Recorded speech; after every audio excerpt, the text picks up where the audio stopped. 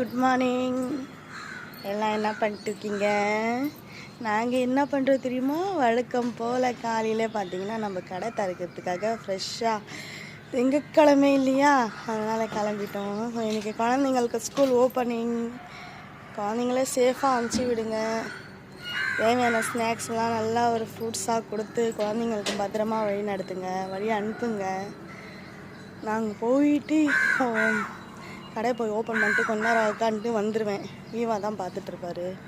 வந்துட்டு இவங்களுக்கு ஸ்கூல் கிளம்பணும்ல, இல்லைன்னா அவ்வளோதான். நம்ம வீட்டில் இருக்கிற அறந்தவள் கரெக்டாக 40 நாள் வந்து நல்லா ரெஸ்ட் எடுத்துட்டாரு.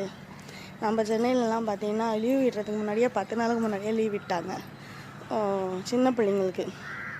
அதனால் இன்றைக்கி எப்படியாச்சும் அவர் அனுப்பணும்ல ஸ்கூலுக்கு ஃபஸ்ட்டு நாள். நல்லா கொஞ்சம் சீக்கிரமாக கிளம்பிட்டோம். டீ காஃபிலாம் குடிச்சிட்டிங்களா? காக்கா எடுத்துக்கிறியா?